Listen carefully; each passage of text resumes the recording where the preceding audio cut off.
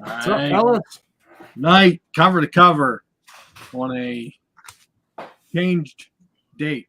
The White Album, Beatles.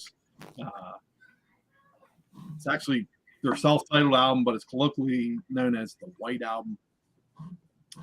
Most well known as the White Album because of that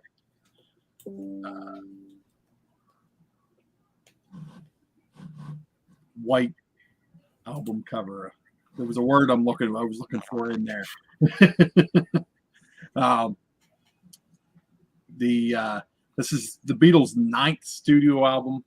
It was released November 22nd, 1968. Recorded between May and October of 68 at Trident and EMI or Abbey Road Studios in London. Double album. It's their first and only double album. It clocks in at a massive 92 minutes and 28 seconds for the mono version and 93:33 for the stereo version.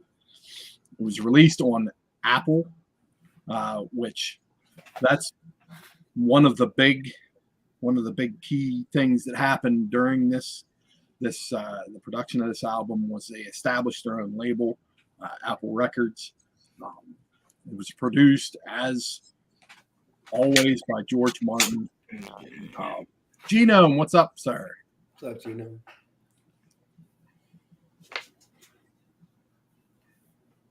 Very nice. And as always, Brother Unruly popping in the chat. A lot of turmoil in this album. That's an understatement. I had some questions answered about this album for me personally. One of them was the scapegoating of Yoko Ono, and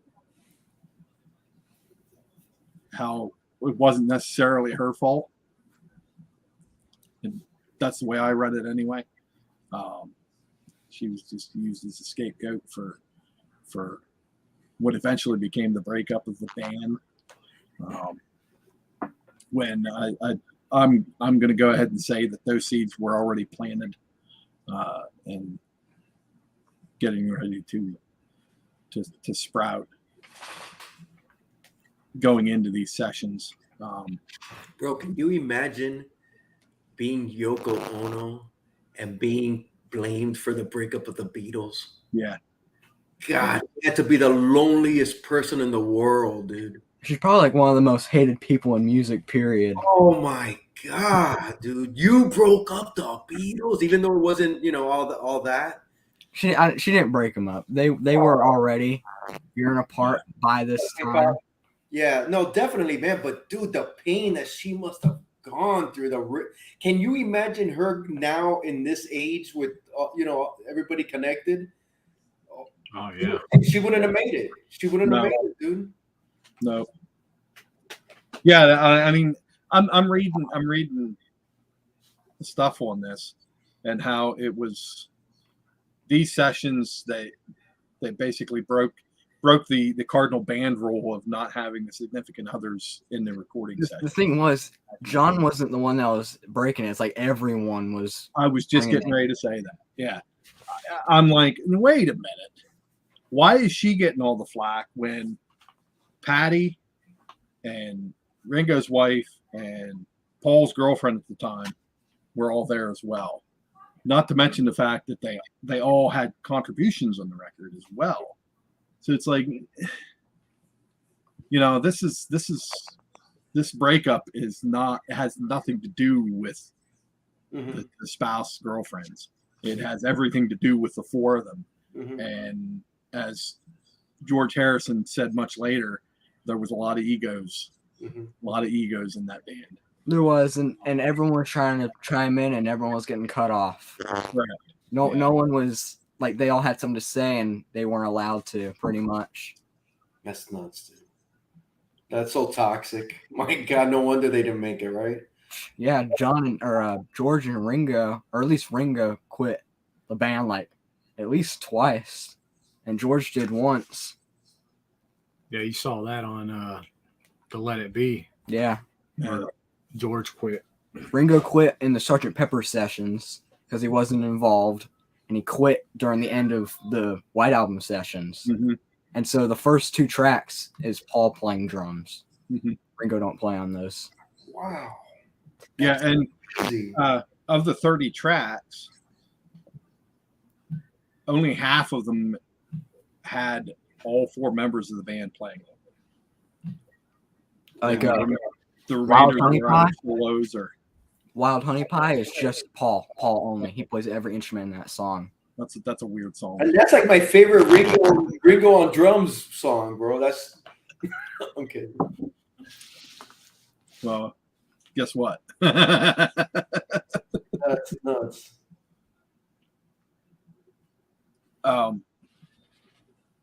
Yeah, going back to the Yoko thing, I think the only thing, and even that wasn't necessarily her fault, but the only thing that could kind of be accredited to her was the decrease in communication between John and Paul, who were up to that point the primary writers. Yeah. You know, and that had more to do with John being as stubborn as John was, and for that matter, Paul being as stubborn as Paul was. Paul didn't necessarily care for Yoko, and John kind of, waved that at him like, tough on you, Yeah.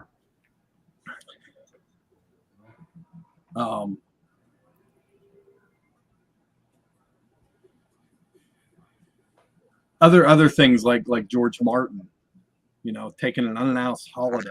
I mean, your producer just decides to up and go on holiday while you're trying to put this record together, and That must have been. and not to mention the fact that he didn't agree with a lot of the things that they were doing. I think he's like, I'm done. I can't handle this anymore. I'm out. Because they were experimenting big time on this album. Yeah.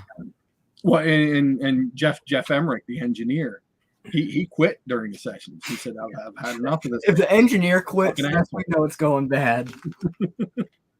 But did it? Never. It's true. They've never gone out of style, dude. They're still the fucking Beatles. They're like on hallowed ground, right? It's the Beatles. Yeah, there ain't nobody these days that could produce the music they did. Not even those days. No, they were the Jack Kirby of their time. They're on that mountain. Yep. So they come off of the Sgt. Pepper album, which it was a drug-induced statement, if it ever was. Or bringing in all the elements that they had started to bring in through Rubber Soul and Revolver, and then they do this, not necessarily a 180, but it's different. Each song is categorized by genre, as opposed to all those elements being throughout the albums, or throughout the songs in the album. Yeah, the psychedelics kind of come into play with it all.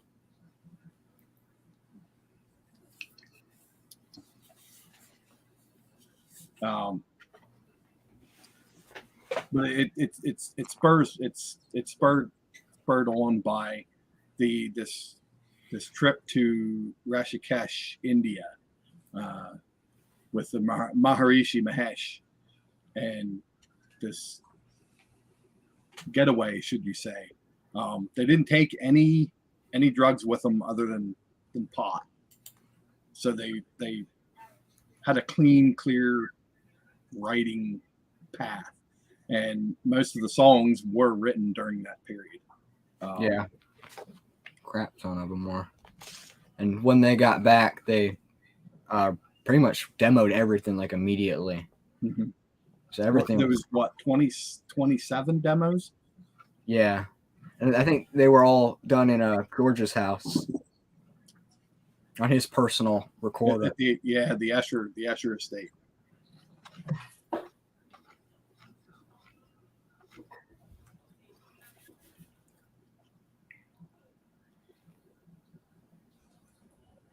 We're gonna talk about the album cover art, the sleeve, or lack thereof.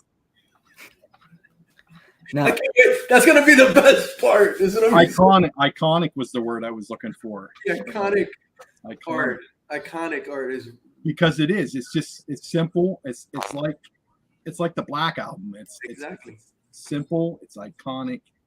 everybody knows it. That white with the embossed name. Yeah, it's classic, And dude. everybody just calls it the White Album, just like Weezer's Blue Album and Metallica's Black Album. Dude, for them to do that took cojones. Yeah, To put that album out like that, dude. It took cojones, dude. 68. How many album covers look like that? Exactly, man. That's cojones. Especially back then, everything was like super psychedelic. Yeah. Especially like you look at Magical Mystery Tour, the one before, and then the White Album. Trying to get a ton of attention. You're trying to get attention, and you come up with an all-white album. The thing is, they gained all the attention because how like Plain. blank. Yeah. I'm sorry, I kind of jumped the gun on that one. I didn't. You're fine. You're fine. Donnie can't compute right now. I know. I'm sorry. I'm sorry, man. The wires are frying. I'm sorry, Donnie. Come back. I didn't mean I to. flopped all over myself. I jumped ahead. I'm sorry. I missed it. What'd you say? That I jumped ahead to the cover part. I should have waited. No, that's all right. No, Because I didn't take notes for this one. Oh. the first Okay. pressing, like the first releasing, every album was numbered, had like a huge stamp under it, and so they stopped doing that after like the second one or after the first one, because that should have been impossible to number every one. Uh-huh. But I'm pretty sure the Beatles got the first 4 pressings, and Ringo got the number 1, very first White Album. Dude. I think that's because they felt sorry for him because he quit. So like, They were throwing him a bone. They were throwing him a here's bone. number 1, just for you. Come on, guy. Come back. Here's the carrot. That was the carrot that they were swinging. It really was. Come back.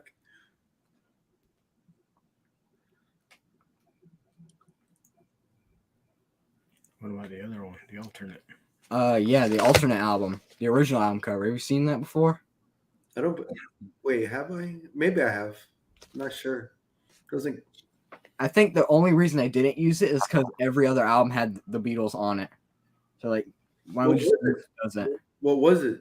Oh, and I'll share it. It was originally called Dollhouse. That was the Is that the original. one with the dead babies? No, No, that's yesterday and today. That was yesterday and today. It's pretty good, I think, but I like the White Album better though.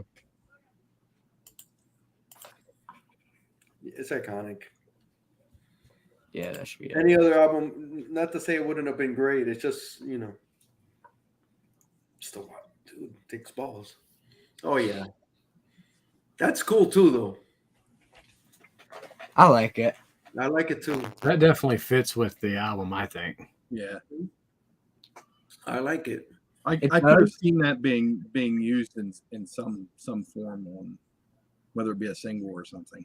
The thing is, I think the actual just plain white works for it better because it's so many genres. That's kind of impossible. Just like this is because album cover is like this is what you're getting. This is what the music's gonna be like. So when you get something that's just plain white, it's like a blank canvas. Yeah.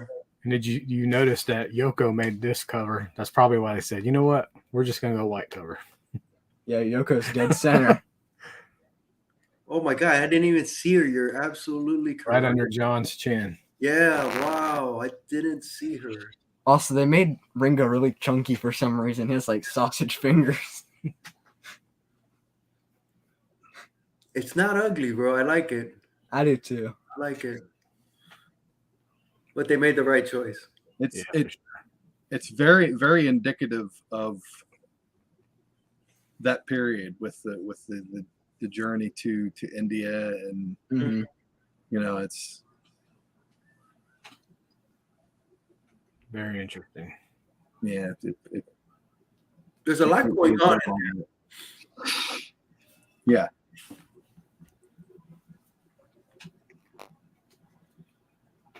I had never seen that before until tonight. He told me about it. Yeah, I had never seen that. It's the first time I've seen it.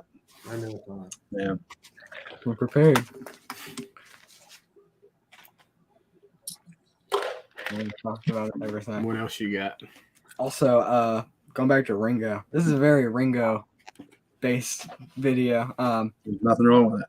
But Don't Pass Me By was the first song he ever wrote for the band. Like he actually wrote.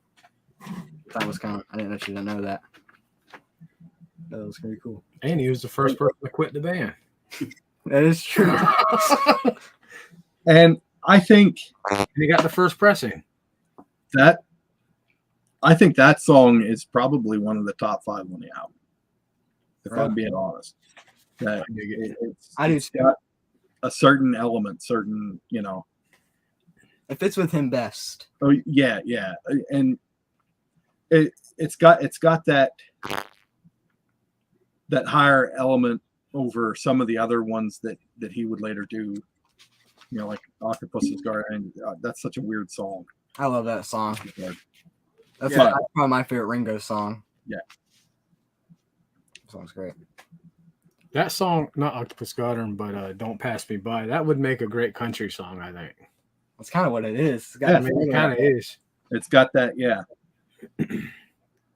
I remember hearing something that they all wanted Ringo to sing more, like have more tracks he sung, but he didn't. I guess he was too shy. So all the ones that he did sing on before this, they practically forced him to. Like, you're gonna sing this or you're out.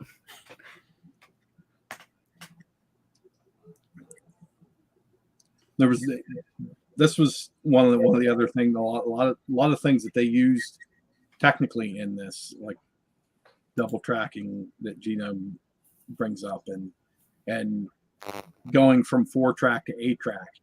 I thought it was kind of funny that Abbey Road had an 8-track machine, but it wasn't in use until they hit the studio and they talked the engineers into installing it without the company's authorization.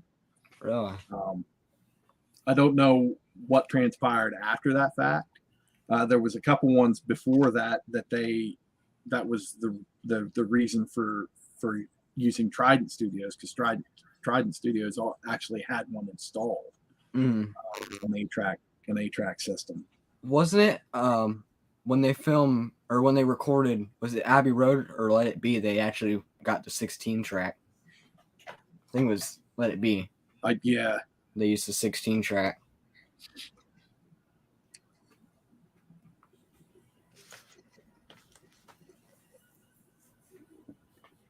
Back at the album cover, I'm reading here that Ringo thought the album should have been, 2 separate albums, one called the White Album and the other one called the Whiter Album.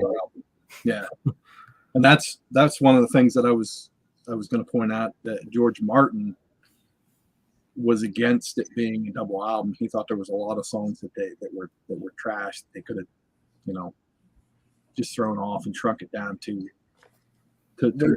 There definitely is a lot of filler in this album, but it's not bad filler. I don't think so. See, I originally thought that too, going into this album. Before I started doing my research, I was not a fan. Not a fan at all.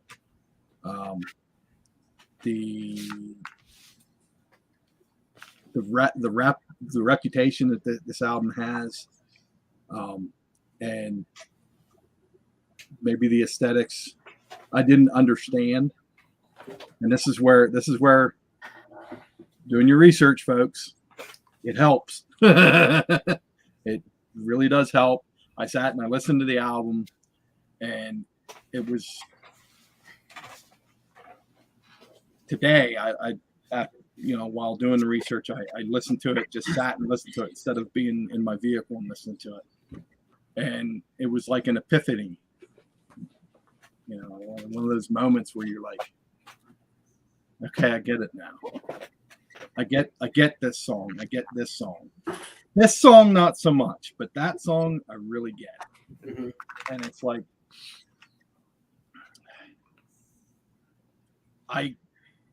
there's moments where I tended to agree with George Martin, Mm-hmm. where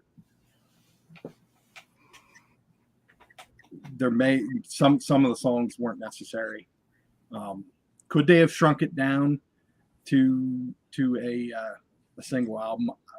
I don't know about that, because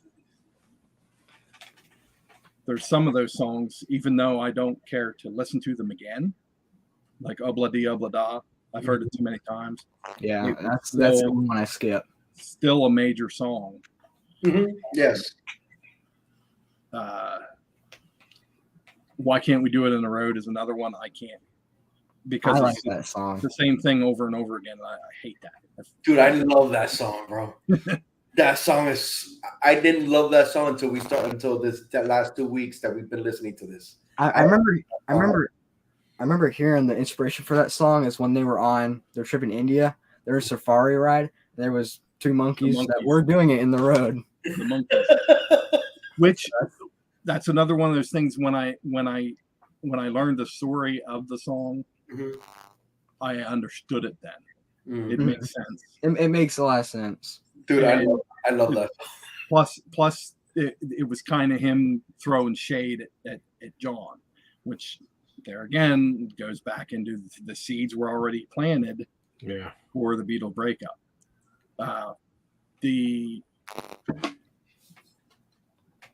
And they mentioned his call it a slapback or whatever you want to call it.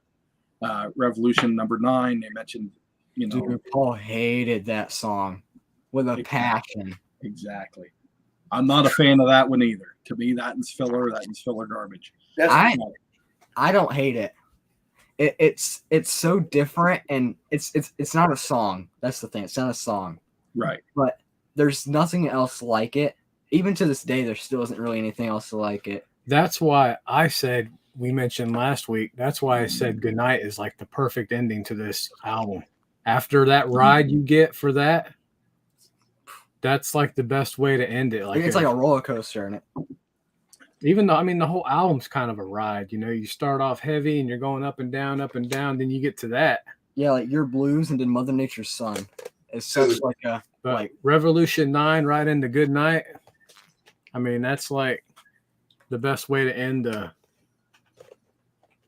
your brain exploding. It's like you gotta think, man. You know how many people listen to that on LSD or high or oh my god. And then for it to go right into Goodnight, I think that's a good way to kind of bring it back down. I remember the first time I heard that song, it actually gave me nightmares because it's just so like creepy. Like it's so eerie. Like how in one channel because it's mono and stereo. The mono, it makes it way better. Like in one channel, it's all like, I guess you call it music playing backwards. And the left channel, it's like so loud, like a baby just crying. And it's so creepy. And it's so much louder than the music. Ooh, I don't like it. Or how it just goes completely quiet and it's just a like dude, I love it, bro. I fucking love Revelation. It's you could see I love Radiohead, and you could see that song influenced them so much. They do so much of that stuff. I put on this band this week, that I used to listen to big time in the 90s. They're called Beat Meat Manifesto.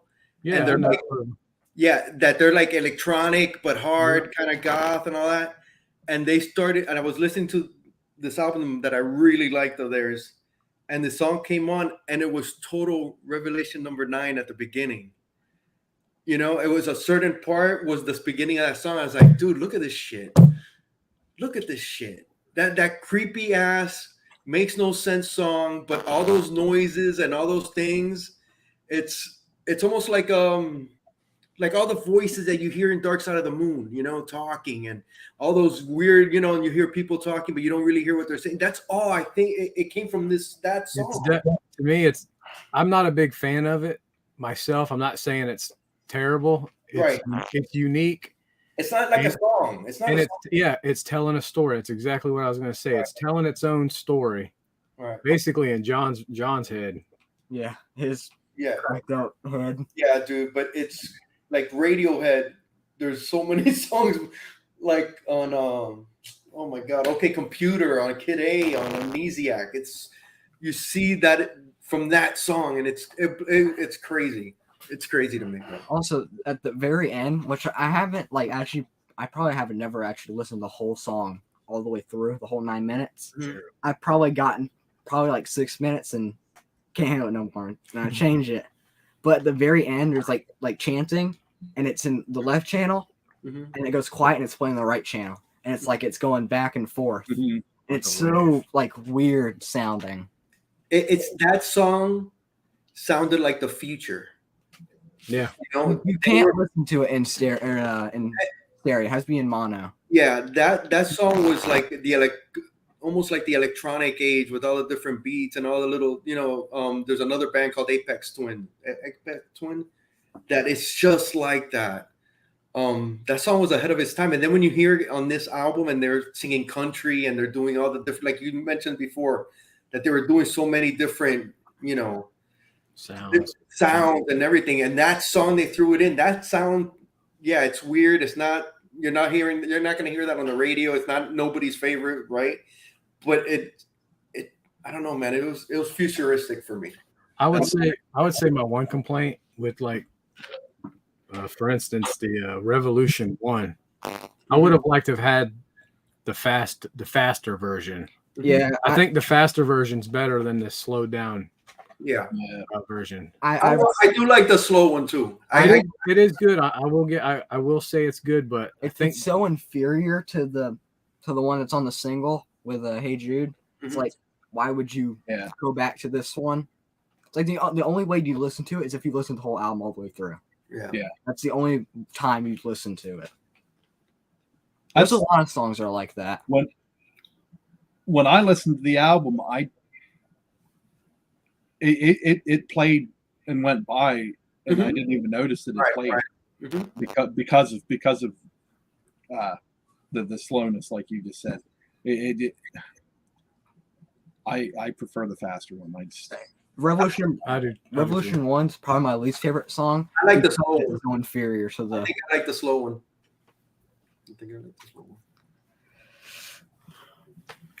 Also, I would like to point out the fact that I kind of mentioned it to him, and he kind of already knew it or heard it himself. I know everything. Yeah. Paul is absolutely a stud when it comes to singing, because he has such different range. His range, you know, he can change the sound of his voice. If you're just listening to this album, all these different songs, you know. Why don't we do it in the road to I Will, which are back to back, and it's like. When you guys listen to this, it's hard for me. Is this Paul? Is this John? Who's singing here? I have that problem. Do you guys have that? At first, but after a while, it's like, okay, this is him. Like, you kind of like under his like certain things is like, okay, that's something he would do when he sings. Mm-hmm. See, Why Don't We Do It in the Road? I always thought was John Lennon, because it's such a John song. Mm-hmm. Yeah, that was part of the thing where it was him throwing shade at John. Well, even with like, Why Don't We Do It in the Road compared to Blackbird? I mean, yeah. And then Rocky Raccoon, you know, it's like his vocal, he changes the tone, like he's almost singing from like the base of his throat and some of those like the "Why Don't We Do It in the Road" and He also does that on "Get Let It Back." Be a lot. Yeah, on the "Let It Be" album, it's like "Get Back." Like a bad Joey Ramone impression. Yeah, sings like yeah, Mr. McGlue. Mr.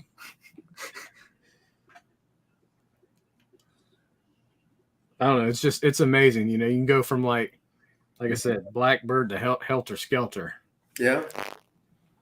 I'm telling you, I have a hard time and then do the Rocky on it. Raccoon. Rocket Raccoon? That's all right. I was doing that with Bungalow Bill. I was saying Buffalo Bill. Buffalo Now, Bill. can we confirm that Rocket Raccoon was I think inspiration from I this? think he actually was. That was the inspiration. That is cool. You got to think it, right? Got to. Yeah. And that one, dude, that song is so quirky. I But love it. you could see it all. You could see it. I always see that song like in a cartoon playing. It's a You know, movie. yeah, It's like the It's a good, the movie. bad, and the ugly. Like it's yeah. It's a cart. It's like it's like a Bugs Bunny cartoon, and you're just seeing all the scene. It's so good that you just see. someone should turn that song into a movie. I'm surprised that hasn't been done yet. Yeah, it's a. Rocky Raccoon. Yeah, or the Beatles didn't do that as a movie. Dude, I'm telling you, like my favorite part of that song is at the end when it just busts out and it sounds like an old saloon piano, you know? Which I think how they actually did that is they took newspapers and ran them under the strings, so it had like that clanky sound to it. Yeah. Or they put nails to the pianos and Wasn't there one with the bottle of wine where the sound resonated through the bottle of wine? that was Like I said, they long, experimented long, with long. like everything. Long. I seen something where Paul, I don't know if it was for this album, but like when they were recording, he had like the reel, the tape, like strung out across the room, going like over a chair, doing this, and it changed the way it recorded or something because it had, I don't know, it was weird, but it was something with the way they were experimenting with running the tape. And I believe the Beastie Boys did that with Brass Monkey. I believe he like pulled out the tape and he ran it through like around the chair and up this and around this and that. But yeah, the Beatles, they did all kinds of crazy stuff when it came to recording. They invented feedback and songs. Dude, it's just nuts, dude. Yeah, Rocky Raccoon reminds me of. It almost sounds like a song that should have been written by Jim Croce. It's a storyteller song. Like a bad Leroy Brown kind of song. Yeah, it's a storyteller type song. Yeah, definitely. Yeah, definitely. I've always wished Johnny Cash would have done a cover of it because it's such in his style. Like the way it's just a story. I can't. And how a lot of it doesn't rhyme either. No, it doesn't. But Paul's vocal range in that song, like I said, if you just go back and just listen to his vocal range, how he changes his voice for the song, it's great. I like what's the line? I'm gonna get that boy. When he says boy, I'm gonna get that boy. I love the way he says boy. I'm gonna get that boy. That thing I do.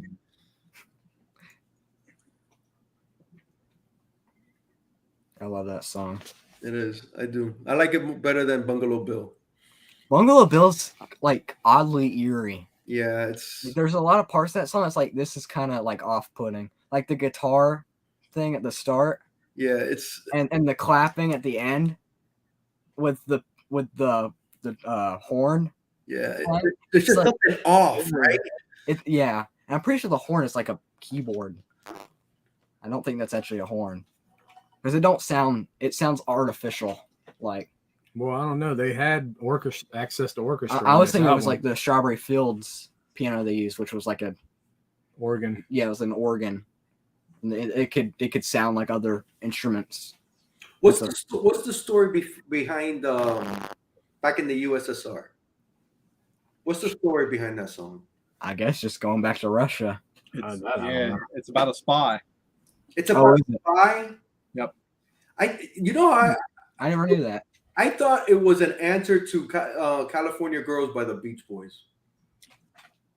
It's kind of a little. It's a mix of the Chuck Berry song "Back in the USA" Okay. and the Beach Boys. I just thought it was an answer to I wish they all could be California Girls, and they did. Kind of, but it's a plot that it's built on that, and it's the plot twist is that it's about a spy who's been living here in the States, and he's gone back home, and that's why they talk about so he was like Ukrainian girls and yeah. Oh, okay. I never knew that. I thought it was about going to the USSR. And partying. Yeah, having a party with the girls at a farm. Yeah. I do see here that Mike Love from the Beach Boys suggested that they that John and George sing in the style of the Beach Boys, the background. Mm-hmm. Yeah. That's probably the best part of the song. The track became widely bootlegged in the Soviet Union, where the Beatles music was banned, and it became an underground hit. Oh, wow! Imagine the Beatles have an underground hit, like it. You think of a society. Think of how bad of a society it was if the Beatles are underground. Yeah, if the Beatles are underground, dude. Communism does not work.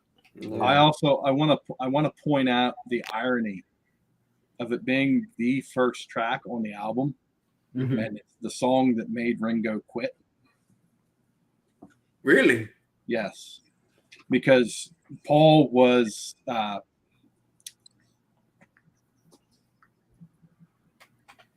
mocking him or slamming him about his drumming on the song, and he just had enough. And Paul's very particular. Like if you watch They Get Back, it's like he's telling everyone what to do. You play like this, Ringo, you play like that, which I understand. Like it's his song, so he has a vision how it goes.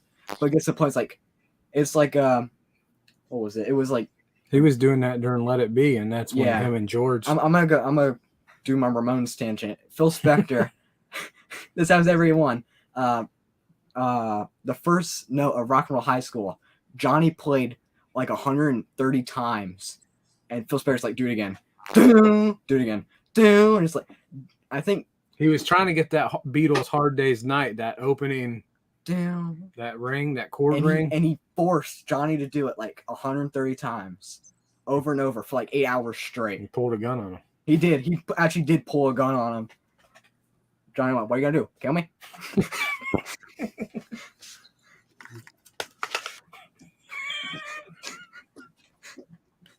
Yeah, Ringo became tired of the criticisms of his drumming on the song, and the bad atmosphere.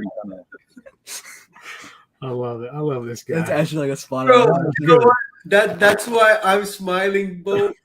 I know it's beautiful to see you, and I know exactly what you're thinking, bro. What makes it funny is that it was spot on. That shit is like exact. I have to replay this one. Oh, getting red. Oh that's my great, god, bro. That's awesome to see this.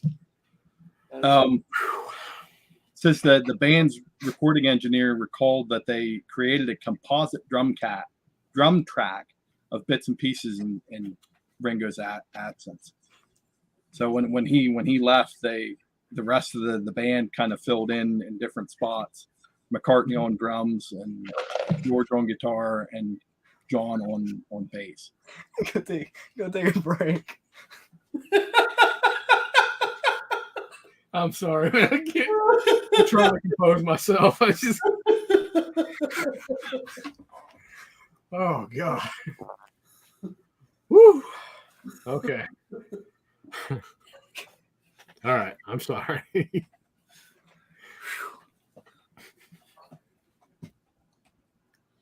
Oh my god. Thank you. I needed that. You're welcome.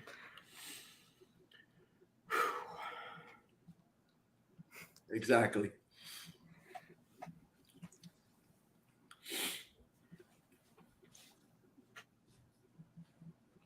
How many albums did this sell?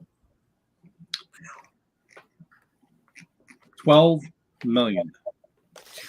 Have you seen the box set for this? No. It's got like over like 130 different tracks on it.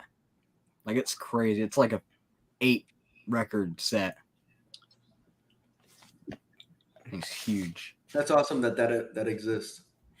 I would like to get it, but I don't want to pay what it goes for. What does it go for? Probably a lot. I'm not. I don't even know, but I know it will go for a lot because I think doubles go for It's got 40. Doubles are 40. And there's like 5 in that one, isn't there? Yeah, and a triple's 50. Imagine what like an 8 record set goes for. shit. Donnie, you said you hadn't heard this in a long time. Did you like it? No. You still don't like it? It was never your favorite, right? No. What is your favorite? Abbey Road, right? Abbey Road. Yeah. Okay. Abbey Road. And you still don't like this album. I will say that I like parts of this album. I understand it a lot more now. Mm-hmm. Songs like Blackbird, Mother Nature's Son. Let's get. What are your favorite songs on? So you're saying your favorite songs on this album? Which ones are they? Blackbird, Mother Nature's Son, Happiness is a Warm Gun. I think my all-time favorite Beatles song, period, is While My Guitar Gently Weeps. Mm-hmm. It's why George Harrison is the best Beatle. I think this is George's like strongest. But anything before this is his strongest. This is like where he peaked pretty much was this album. I also think John, like every song he did in this album was like perfect. I don't think John had a bad song on this one. I change my favorite song of the Beatles all the time now. I've noticed. It's hard to pick a favorite Beatles song or even an album. You know, I have every album's gold. This is my favorite album, start to finish. This is my favorite album as well. It's not their best album, but it's my favorite because it has definitely not their best. It has some of the worst songs I don't like of the Beatles, but it has so many of my favorites on this. Yeah. A lot of the songs I consider to be like bridges. It's like you go like Opla Di Da and Wild Honey Pie is the bridge to Bungalow Bill. Yeah. It's like this is like the in between. Piggy is one of those songs too. It's just an in between song that just gets you to the next weird. And a lot of them are really short. It's the worst song on this album. Yeah. It's bad. I never cared for Piggies. It's terrible. I like Piggies. I like Piggies. It's good. It's not my favorite. But look, wait on. Let me bring up the song. Go ahead. The bad songs on this album are not my least favorite Beatles songs. There are other songs that I think are worse. I think Piggy for me is up there. But songs I told you before, I don't like Back to the USSR too much. I think it's just I'm done with it in this album. Why do you not like that song? I don't know, man. I think I just heard it so many times. It's not that it's a bad song. I've heard it so many goddamn times, dude. Back in USSR. That's kind of my least sought after song to hear. That's those two I had that one. Yeah, I'm tired of both of those. But dude, when you with Dear Prudence, Glass Onion, dude, Dear Prudence, that one. Well, my guy, which one? Dear Prudence, that's like Dear Prudence is amazing. Glass Onion, Mia Farrow's sister. While My Guitar Gently Weeps, Happiness is a Warm Gun, Martha, My Dear, I love Blackbird, I'm So Tired, I love Rocky Raccoon, Birthday I think is great, dude. I think it should be the freaking birthday song. I don't know why it never caught on like that. Why don't we do it in the road? Even though it's like you said, repetitive, I fucking love it, dude. Everybody's got something to hide except me and my monkey. It's so many great songs. Now everyone the only song you didn't mention that is my favorite. It's Don't Pass Me. No, and it's like my top 5 Beatles song all time. Which That's one? Your Blues. I love that song so Your much. Blues is a great song. Yeah, I gotta listen to it again. I don't. Which one is? Which Your Blues? Oh, I know Your your. Blues. Yeah, that is a good song, dude. That song is amazing. Yes, I agree. That's my favorite song on the album. That's the other thing. Helter Skelter, bro. Come on, Yeah. I love that. That's in regards to this album.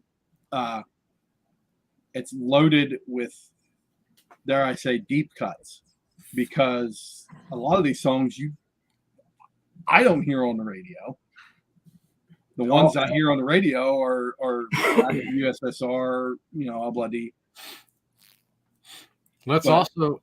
I never hear Rocky Raccoon. I do. Well, no, not on the. When I hear this album, yeah, you're never gonna hear that. I've actually heard Dear Prudence on the radio before. I think I have as well. Blackbird, I've heard on the radio. Yeah. But dude, there's 30 songs, right? Yeah. But dude, God bless, there's a ton of them that are Glass not Onion, good. amazing. Glass Onion, dude, those are amazing I songs. love the story behind Glass Onion, is that it's the band throwing shade at the fans. Mhm. It's hilarious. The song's about everyone looking too deep into all their songs. Yes. Like how Lucian Sky with I Diamonds love that. is for LSD and stuff like that. Yeah, that's awesome, dude. No, Paul dude, was the walrus. The walrus. Yeah. is Paul. yeah. Love that. Oh my god, dude, that song is, and you think they're not hard songs? Dude, that's- They're fucking hard songs. that song would be my favorite, but the ending I don't like. I don't like how it just fades into the orchestra and that be it. If it just ended with the and that ended, I think that would have made the song perfect.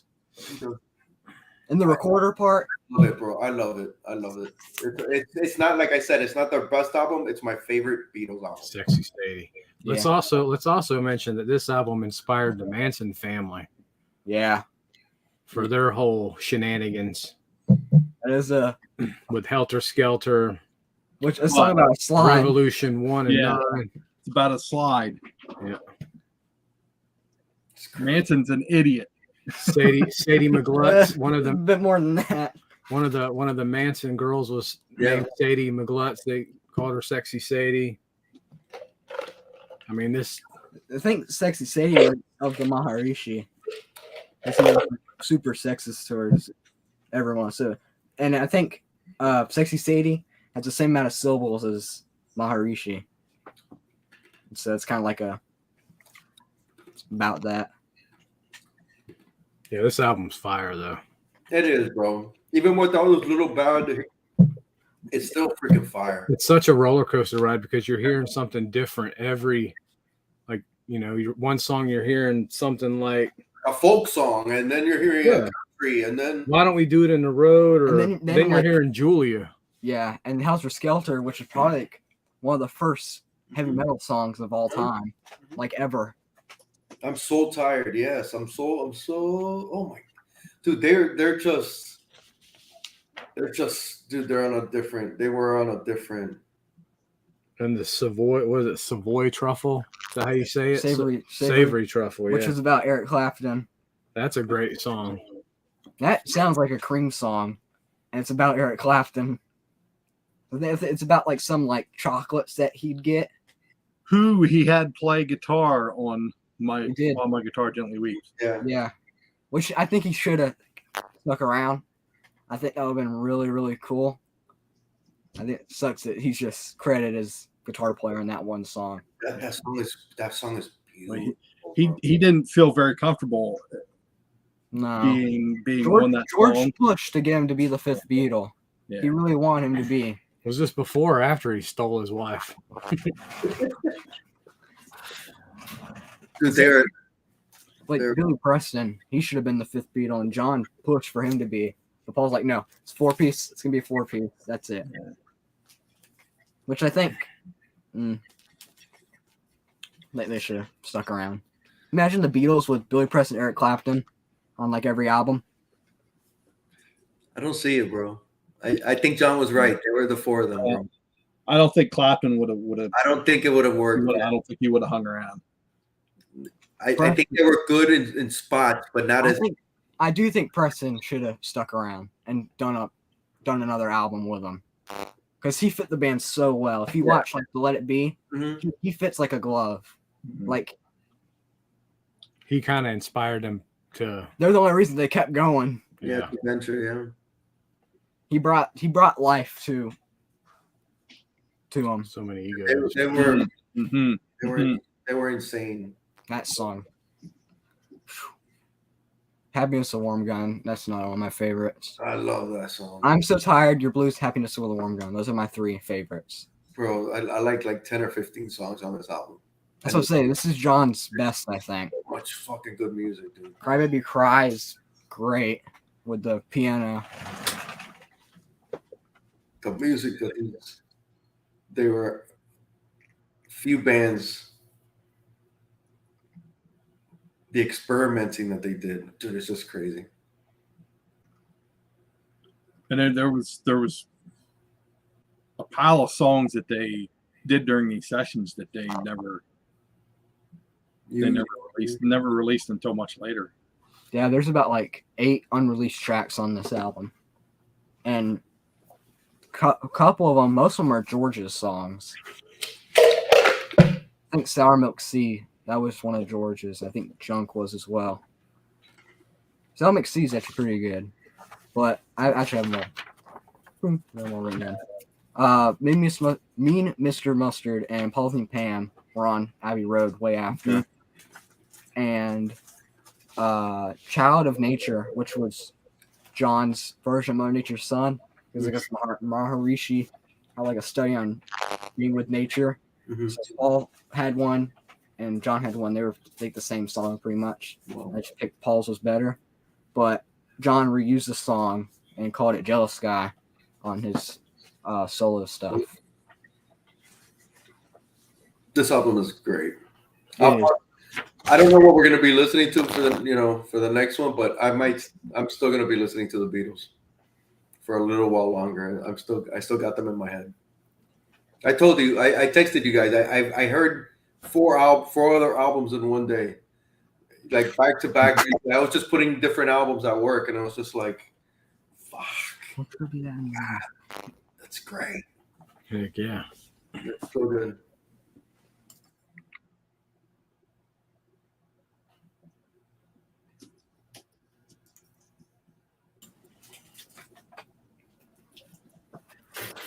Okay.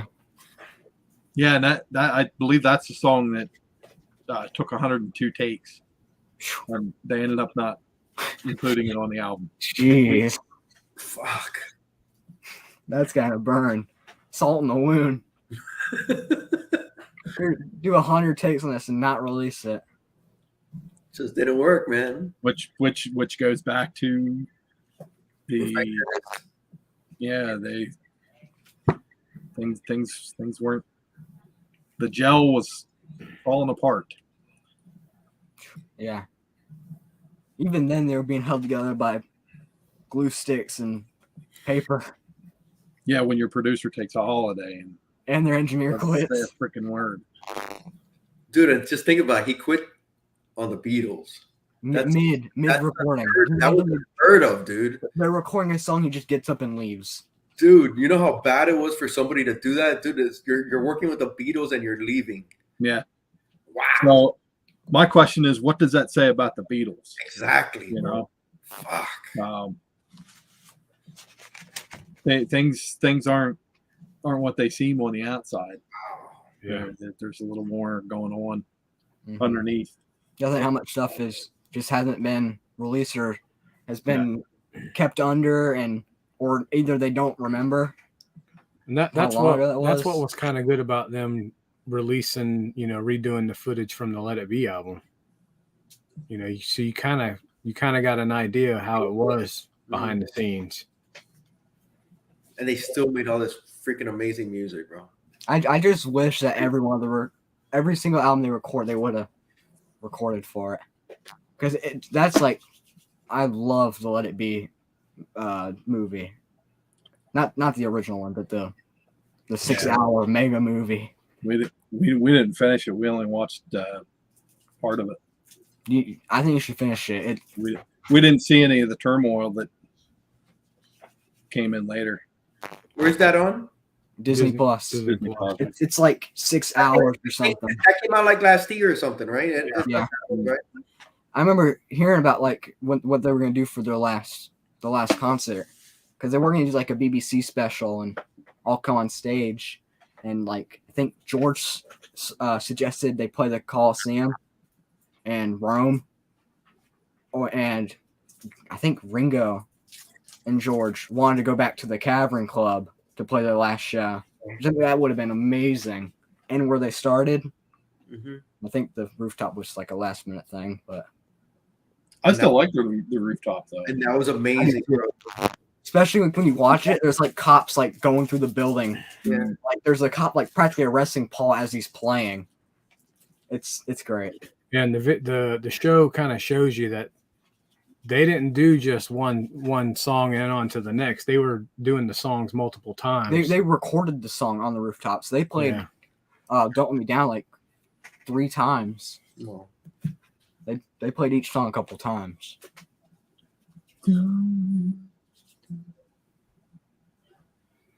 But yeah, that's where we stand. Yep. Love this album. Great album, super great. Come on, that was funny. Not funny. Cringe. Just gave me stage 4 cringe. Stage 4. That's all. Bubonic cringe.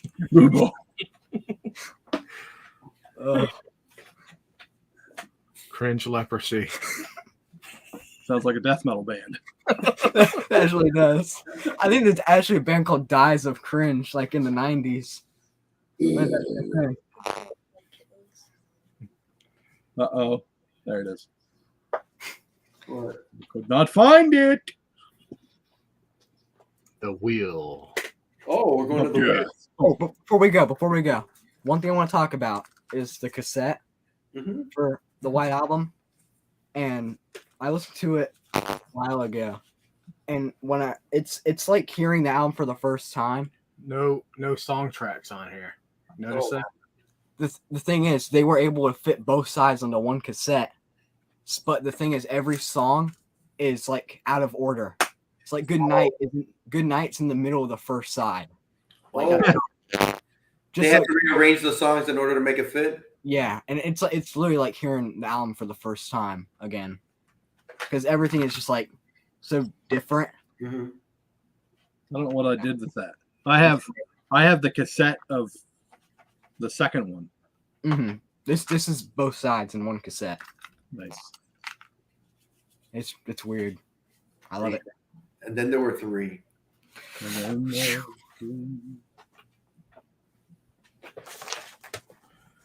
No whammies, no whammies. Come on, big money, and stop. Awesome. Never mind the bullets. Oh yeah. The Sex Pistols. Yes, sir. I'm glad Sgt. Pepper's didn't come up. Yeah, me too. That's all I was scared about. Nice. Never mind the I wonder bullets. if this is coming up for an anniversary. Probably is. Sounds. Maybe we passed, or maybe Might coming out on a 35, maybe 35. Came out in 77. 45, isn't it? so 45. I meant, yeah, 45 Yeah, probably. or 40 or next year the 46. It's coming up on the big 50. That's October. October 28th, November 11th in the U.S. 77. It'll be coming up on the 50th soon. Dang. 3 years. Damn. Well, time flies, bro. God bless. Yeah. Shit. I'm excited for this one. I just listened to this one a lot, probably like 3-4 months ago. Back when we did the, was it Bob Dylan album? Mhm. He was like playing this in between, like That's a big change. like he listened to it like 30 times in like a week. Wow. He played it to dead. And then while we were doing that, when I was going through that, I actually found this book at Ollie's. Nice. Big old coffee table book. That's nice. I'll be showing that off next show. We should probably read that. It's like the whole year leading up to it, the release of the album.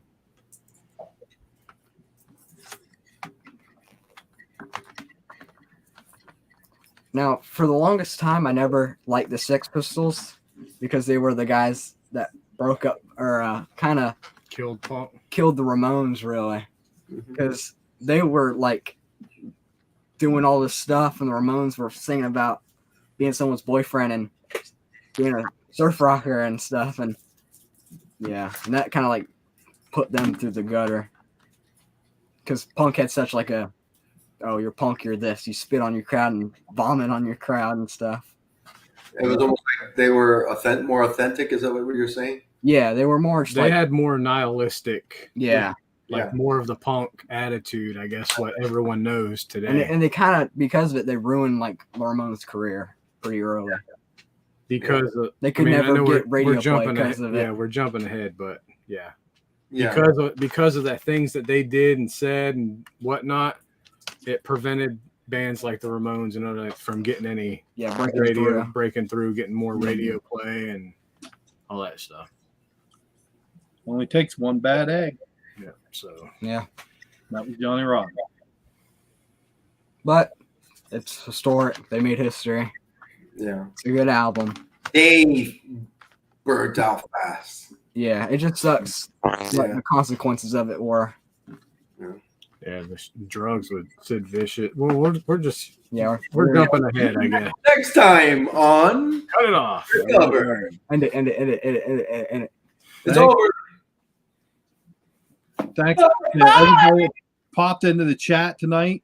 We had 7 people watching. I think that was the most we had in a while. We might have to change the Sunday afternoon, Sunday evenings, man. Mike Jackson, thanks for popping in. Joey Bags, Unrolly, K-pop was here.